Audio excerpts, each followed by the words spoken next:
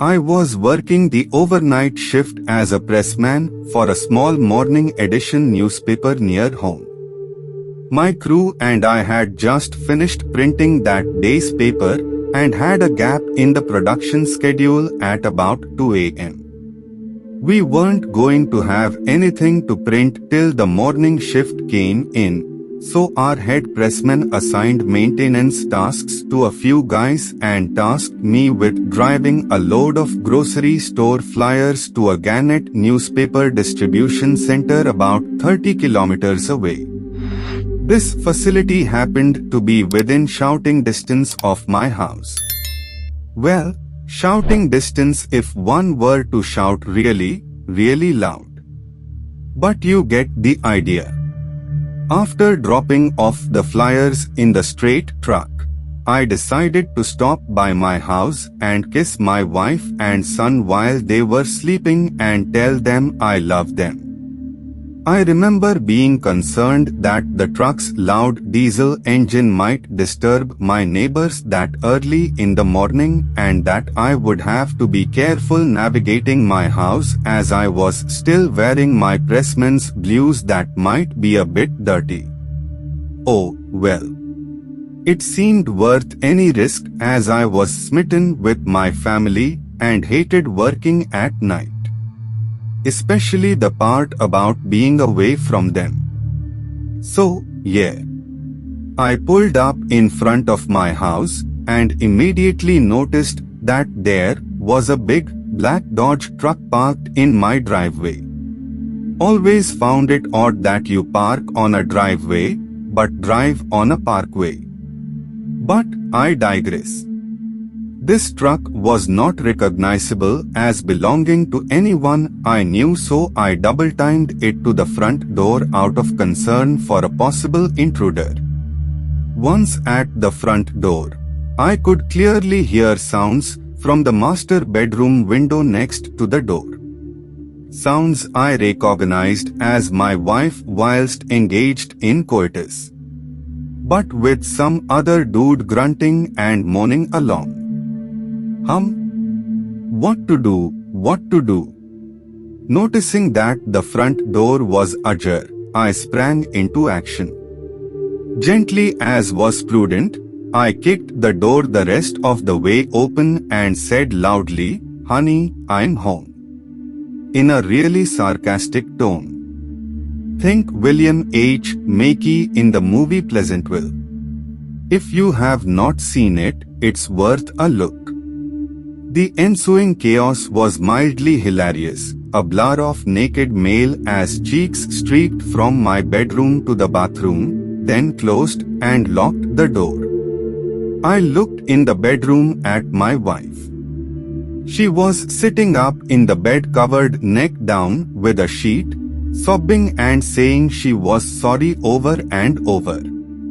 Like something out of a bad television show. I said as calmly as I could, "I'm going to see your guest out, then I have to get back to work. For now, be a mother to our son. We'll talk in a few hours."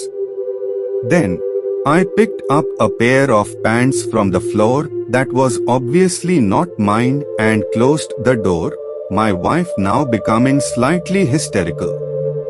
Now, the part one regret to this day.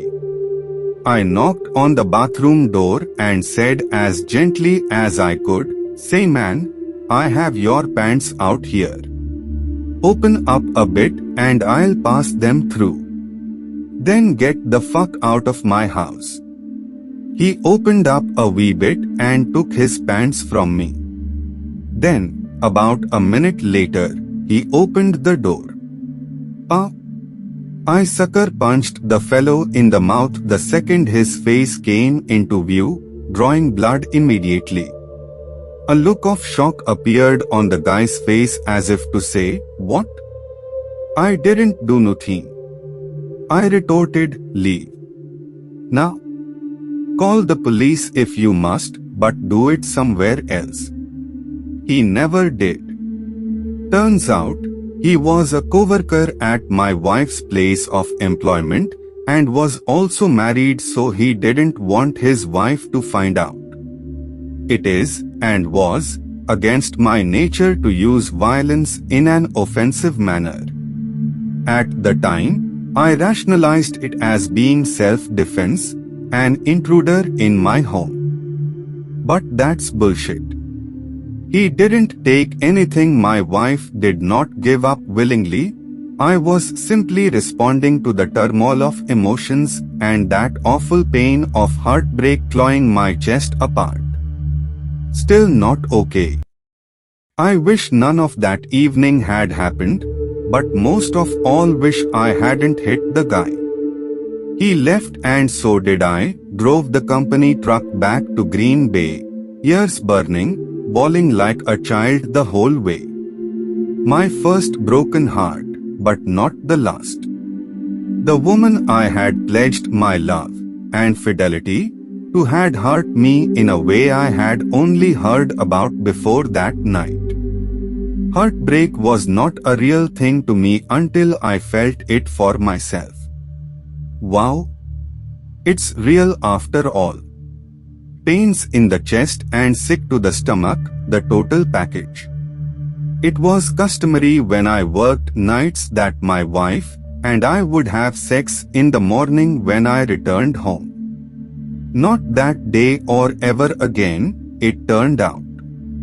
We never really got into why she did what she did. Made no difference, really. It happened and it couldn't be undone. She didn't ask for forgiveness, and I wouldn't have given any.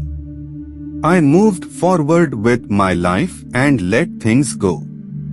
Forgiving my cheating wife was not a necessary step at that point to move onward and upward. I packed up all my clothes, my guitars and other instruments, some toiletries and an air mattress. Told my wife that our marriage was over and left. I spent the morning finding and renting an apartment from a very nice retired school teacher who was very sympathetic to my situation and let me move in immediately. How my son was involved and affected is not relevant here, but suffice to say, he got hurt the worst of anyone involved. I regret that as well. Since that time, I've married and divorced again and had numerous relationships that soared over time. But the pain I felt that night still lingers to some extent. They say time heals all. But they say a lot of things. For the most part, my life is happy with no need to let bad experiences rob me of experiencing all the joy life has to offer. I have a lovely lady friend with whom I am more than happy. A decent job, a home, a family. Not proud, not ashamed. And that's good enough for me.